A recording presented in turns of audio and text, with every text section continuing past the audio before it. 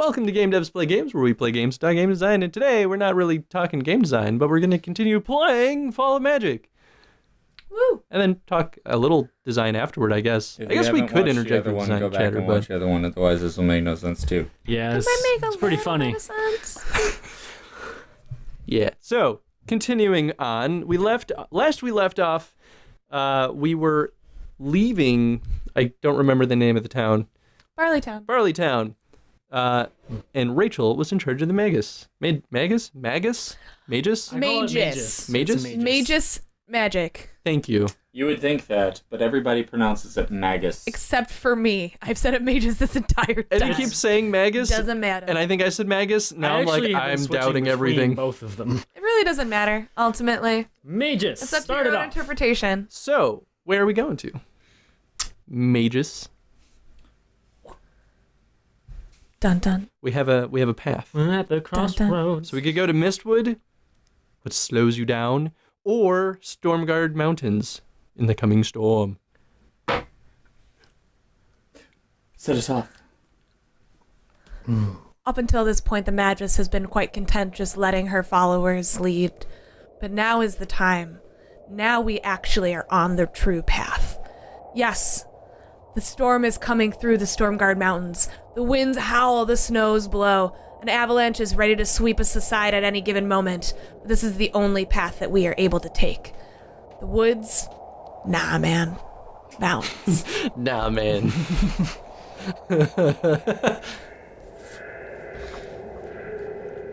Sha. Piccolo the hero steps in front of everybody. Stand back! I will traverse us through these mountains, he says.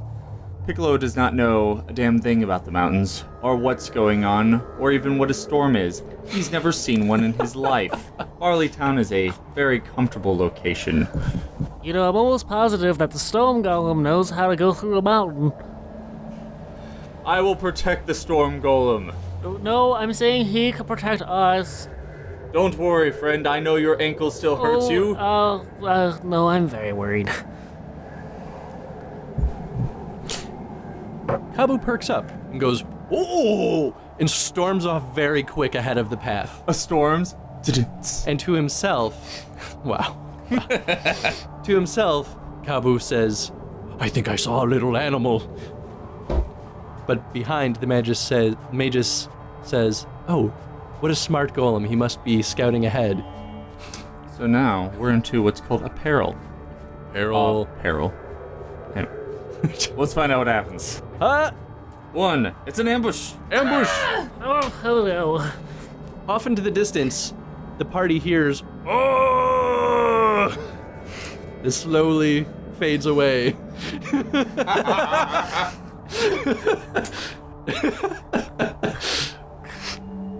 Yeah? I'm afraid we have lost our golem over the edge of the cliff. Quick! This way! The Raven, also scouting ahead, finds a small path down the side of the mountain, watching the gentle tufts of snow as the golem puffs against the side of the mountain, tumbling down to the valley below.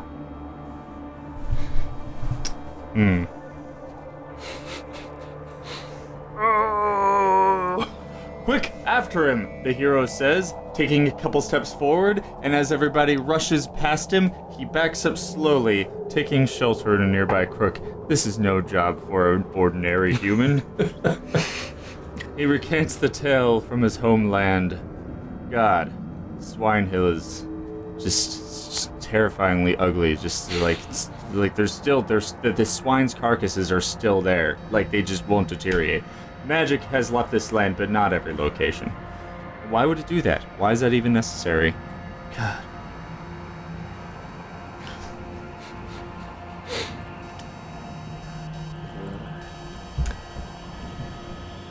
Caspian takes shelter with Piccolo. Leave me alone. Oh, shut up, you big loaf. My goodness. Thankfully you found this space for us. At least you're good for something. It's terrible. Shut up. You've done nothing good. At least I didn't lose a book. You don't know anything about that. What? Finally taking shelter in this crook. This weather makes Caspian remember of a time in his homeland during the winter when we would all sit around the lovely hearth and tell of stories of the winter time long past. Back to the ambush. I had nothing for that. Kabu climbs back up the mountainside and finds himself alongside the camp where everyone else is. He clambers over to the fire that they have rolling and sits down and goes, "That reminds me of the time in my homeland when I fell off a bridge into the river. I was stuck down there. That just happened, friend. That was like last week. That's from my homeland. Also, there are things in the mountain. They pushed me over. What sort of things?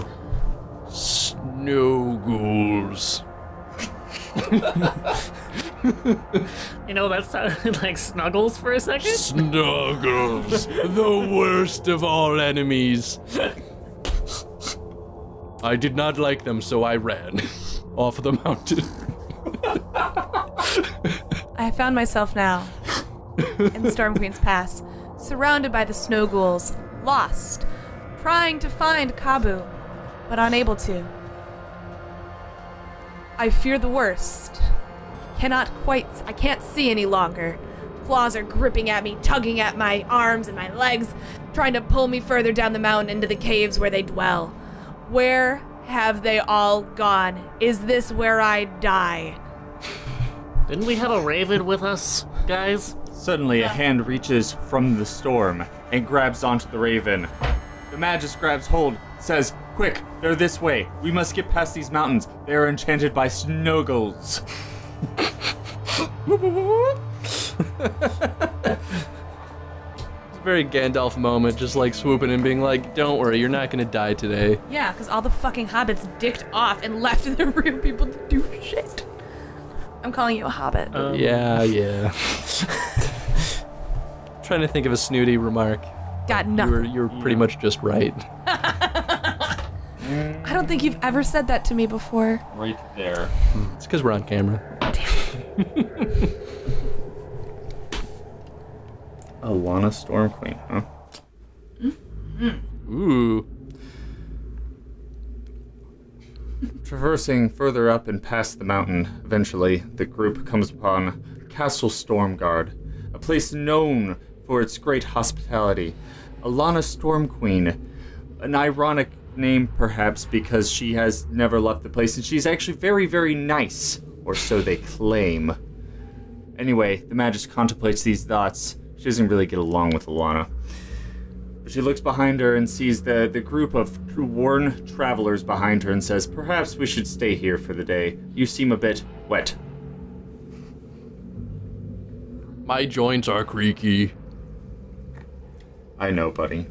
She taps you on the shoulder. Choices. It's a lot of choices. Knights of Hall of Knights, Commoner's Hall, the Stockades, Tomb of the Storm King, and Court of Swords. Wow, why am I reading these backward?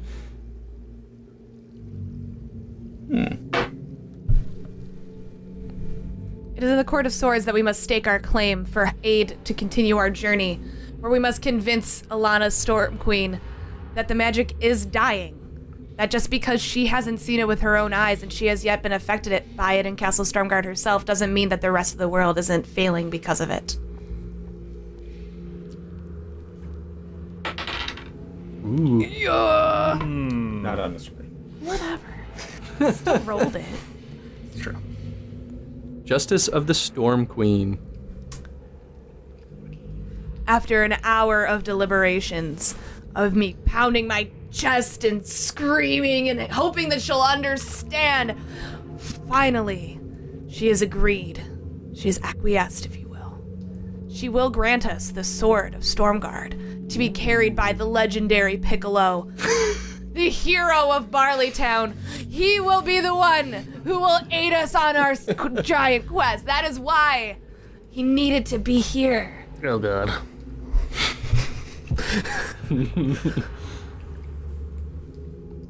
Go for it. Get it. The castle of Stormguard. I've read about it so many times. There's a place here that I must go to. Caspian makes his way to the tomb of the Storm King. While he is down there, he sees visions of old ghosts that ruled these lands. Occasionally, he thinks he sees a spirit within these halls. But there is nothing. Only his own hope to see magic once again. So you inherit his hope? Yeah. What you inherit is hope. Huh? More like inherit the dopes. What?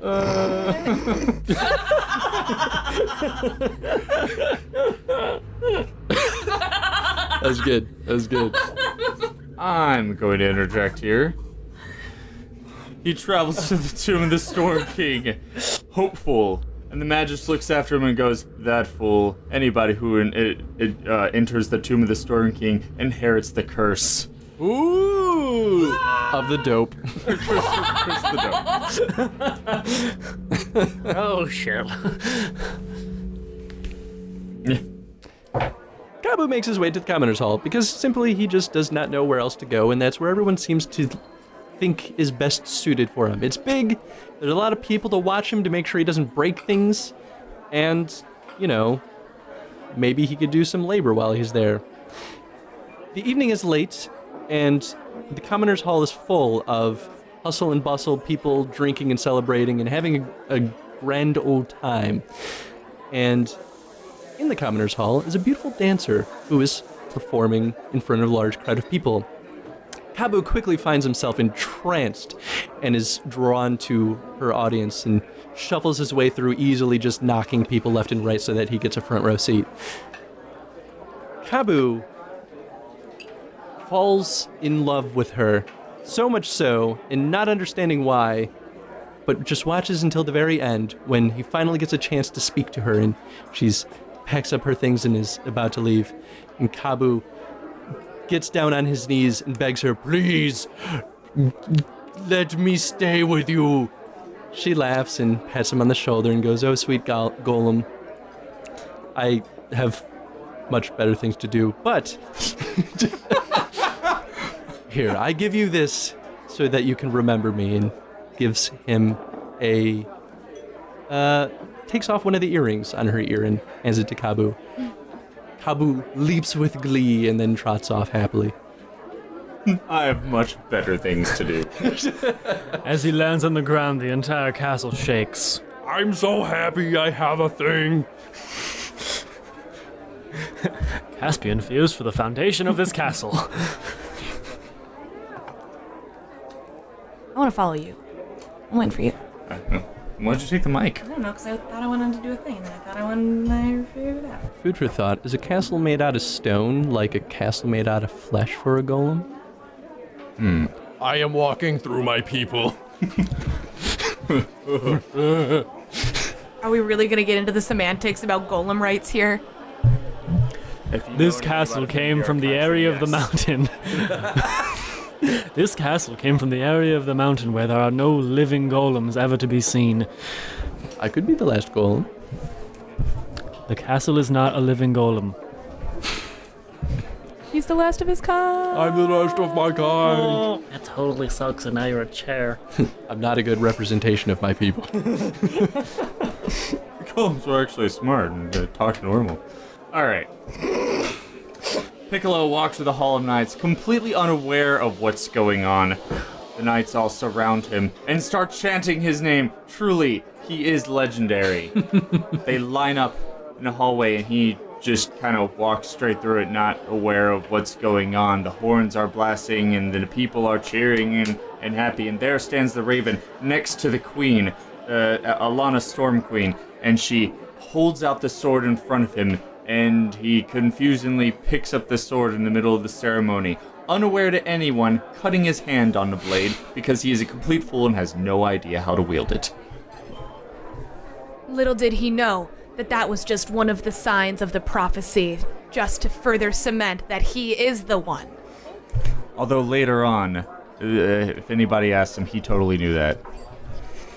He does know.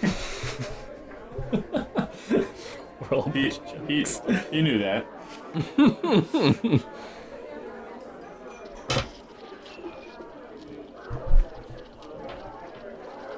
Stockades. Before departing, wandering through the stockades, the Raven is reminded of those that she sent here before. Those who didn't quite fit in with the plans that the Magus had set out ahead of time. Or it was I who had to send those people here to face their judgment. And I am sorry. Those past souls weigh heavy on me. Maybe if that is not the path we had taken, we would not be here now. Take this. It's dangerous to go A alone. purple air of magic surrounds Caspian in the tomb of the Storm King. This feels like no curse he's ever read about before. It feels warm and welcoming. Although, could this be the rot? The rot? Ooh. You're turning into a snow ghoul. I feel warm, and I don't feel like anything terrible's about to happen, but it's a strange smell of sulfur in the air, and it's never a good thing. We must leave this place. On you. Yeah. This is when you-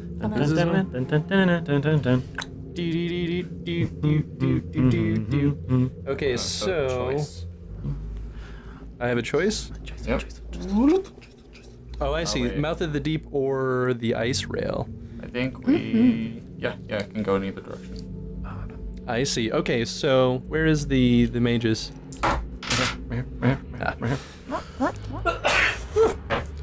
Nice. The ice rail.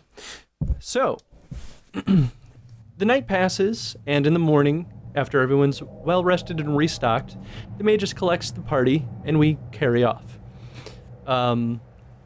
As we are about to leave the castle, we notice the magus stops us for a second and trails off. And just around the corner, we can see her talking to the Alana Storm Queen in brash and harsh tones. She comes back a bit frazzled, but makes no mention of the conversation. We quickly find our way to the ice rail, a strange place that contains seemingly no life and not much as far as old marks of civilization. All but a well? Or ice rail? What is an ice rail? I feel like that might be like the station. Yes.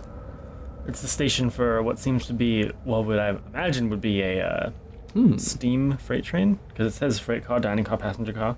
Oh, it does. Whoa, that's so So it's got to be a steam train. weird. So we find ourselves at Oh, it's a the ice rail, a place that once was a place full of activity as a central hub of trade and transport. It used to be a magical train. It's whatever you want it to be. A magical train, but with the fall of magic, It has no longer- quickly fallen prey to the ice. Yes. Is it on Rachel to go first? I feel like I go first a lot. If somebody sounds like Eddie has an idea for what we're supposed to do, Yeah, do it. I'd like to see what happens. Caspian finds this entire ancient magic train very fascinating. He decides to go into the passenger car to look around a bit and see what he can find. This place is very interesting. Aside from all the corpses that are laying around in here, my goodness. Wonder how long this place has been out of commission for. He feels the train car shift slightly. What the heck was that? The passenger car breaks away from its position on the icy hill, and it starts to tumble downward. sliding down the mountainside. The landscape outside passes by quicker and quicker. Well, this isn't right at all. This should not be moving.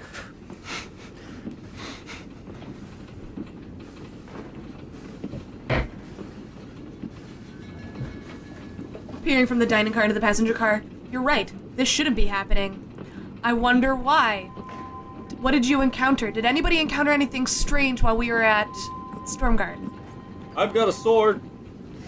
Right, I gave it to you. I was there. Ah, right. Kabu, did you witness anything strange? I saw the Magus talking to Stormguard, but that was it. Didn't overhear anything. I have no ears. But you can... But you have a way of understanding when people speak to you. Yes, I did not hear it. Okay. Caspian, how about you? What did you experience? Some sort of magic down in the tube. A curse of sorts! And you're just telling us about this now? Nobody asked. Well, Caspian, I'm gonna have to break this to you the hard way. But you and I are now suffering a similar fate. Dun, dun, The passenger car smacks into the mountainside and takes a final rest. Oh. Caspian is just thrown all about the car.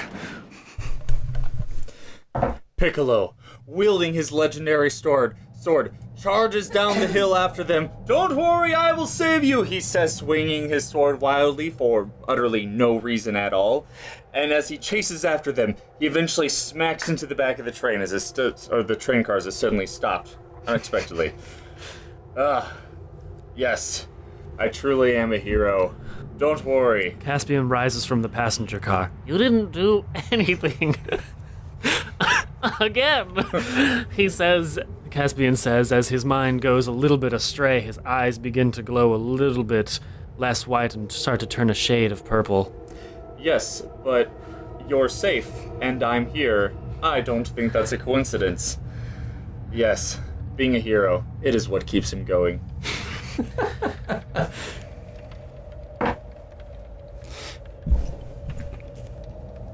The train stopped, right? I think that's what you decided. Yes. We find ourselves at another station part of the ice rail. Mm-hmm.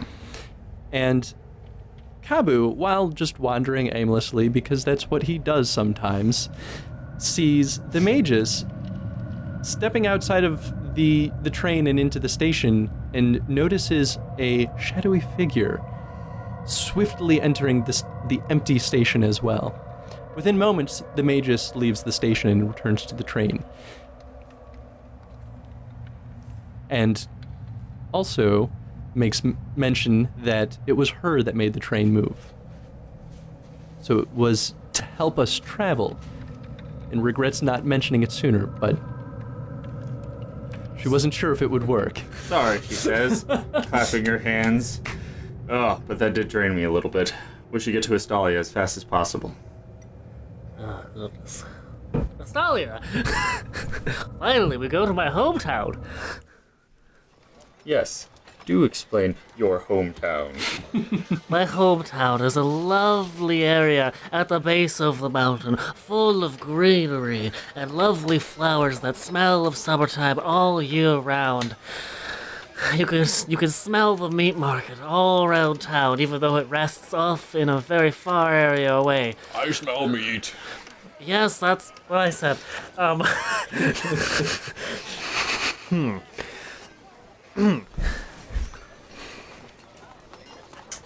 you All can right. leave it at that. I am. Oh.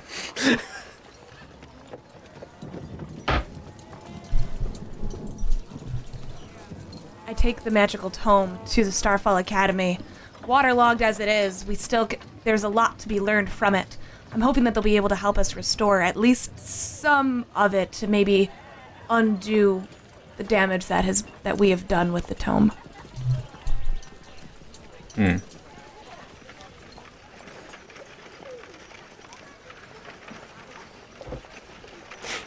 Kabu finds himself wandering into the magic marketplace, or the market of magic, not really going there with any agenda, but quickly getting oohed and awed by all the shiny and magical things. A peddler spots him, notices, easily takes advantage of Kabu and his vulnerable state, and grabs him, swindles. What does he say to him? He approaches Kabu and says, "Ah, my fine golem, I see you have something quite precious and beautiful dangling from your hand." And Kabu looks at the earring given to him by the dancer, and Kabu holds it closer to his chest. He goes, "Ah, no, but see, that's worth much more than you realize. I will trade you this magical orb if you give me that earring." Kabu quickly says, No, this is my earring." And with a quick dance around Kabu, he quickly finds that the earring is no longer in his hand, but instead is holding the orb, as the peddler races off across the streets. "My thing! No!" Kabu storms after him, but to no avail. He cannot be found anywhere. "I have an orb. I don't know what it does." Piccolo travels along, up to the wharf. He peers out into the ocean, a bright hue of purple. Ah, yes, the way all oceans look, he thinks to himself. I have never been to the ocean. In fact, I often wonder, what does it taste like? Is it fresh? Is it sweet? I must know. He races out to the ocean and dives in it. I'm gonna stop there. Purple, you say? Purple. Oh, goddamn.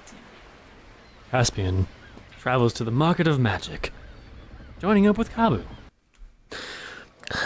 You know, I always did love this place when I was living here. This magical market just has so many nice things. I hate this place. That's a really strange price for a magical broom. Should be more expensive than that. I wouldn't buy one from that merchant if you need one for flying. I can't. My only nice thing was stolen. That's a good Forcefully point. traded, if you will. Ugh. What is that you've got in your hands? I don't know. This orb. That's my orb. Give it back. It glows green. Could this be the orb of Khazra? What does that mean? It's an ancient healing orb. But I don't need healing.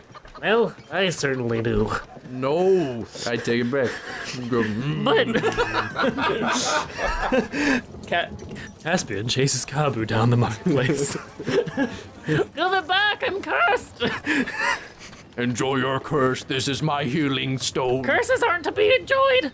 As they both start taking off down the street, Vago steps out of the Gilda's district. "We cannot afford to waste any more time on fighting.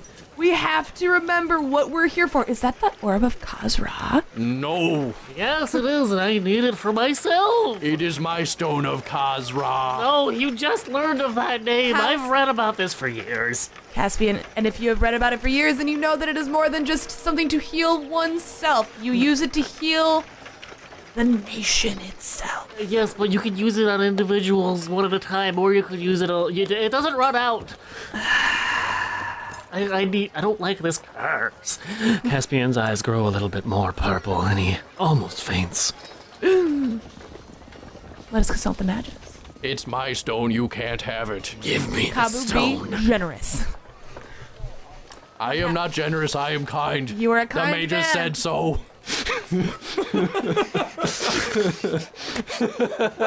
That he is, says the Magus, strolling up. Well, I see you found the Orb of Khazra. Fantastic. Yes, I didn't use it. Yes, no, it won't do anything for you. Give it to me. Your curse is much more dire. What? No, I said Something give it to- to something- No, I said give it to me. Well, we're gonna have to figure out what we're gonna do about this, she says, tossing a body in front of everybody. It appears that it is Piccolo, the hero of Barley Town. She says, drowned into sweet water. What a fool. Sword's gone, though. I could have warned him that. Do do do do do. The sword's gone. Oh no. Sword's gone. God damn it. Piccolo's gone. Our cause is lost. So, are we good there? Is that a good cliffhanger? Yeah, okay. We'll pick this up in the next episode. I don't actually know where I guess we go across. Well, I was going to say, because we're pretty much halfway through, or probably not even halfway through a journey right now, so we could leave it up to the votes or whatever. But I just kind of wanted to talk about the map, actually, a little bit. Yeah, okay. So I guess if you guys like this so far, I think we'll keep playing this. It's a little hard because it requires all of us to be here, but vote on it, and that's the hard part. We'll keep this going. This is kind of an experimental series, but it's a very different kind of game, and I think that's why it was important to us to try this. Can you hand me the box? Absolutely. So there are a lot of interesting ways to discover the map. If you can see, there's some things on the back, and at some point, you can find ways. Yeah, that's one of a few locations, I guess, that allow you to travel to the other side of the map, as if like digging under the ground or ending up in like the other side of the world or whatever the case is. And they also have a hack. Island cards. Island cards and like journeys through the ocean and water. So when I say we're maybe halfway through, I don't even know. Yeah, we might actually see that in the next episode because it looks like we're going to be going through the ocean next. Yep. So that's kind of cool. Yeah, that's there's a whole lot of fun things to do with this. So how do you guys think about like things like, I think the ice rail was actually an interesting moment because I think the intention of the people that made this map expected that to be a functioning rail, like you ride the ice rails because ice is slippery. Oh, especially because it talks about who boards the train. And exactly. And so it's but I accidentally turned it into like this is deserted and broken, and then we like turned it into some weird cryptic thing that was happening. Because magic is dead almost. So I guess that would lead to the question of the day then, if you think. Did you have one in mind? I guess, the question is like, How do you feel like the locations prompt a different, varying story? Yeah. And maybe, like, what are they doing that allows for, like, I guess, different interpretations? Yeah. Because, like, you could have seen, I think of everything we've been to so far, we could have seen that and been like, this is very, like, specific and this is what it has to be. And then, Dopey Brain Chris chose otherwise, but it still kind of works, right? Oh, yeah, no, definitely. I think what's really important when playing this game is the main rule of improv is you don't say no.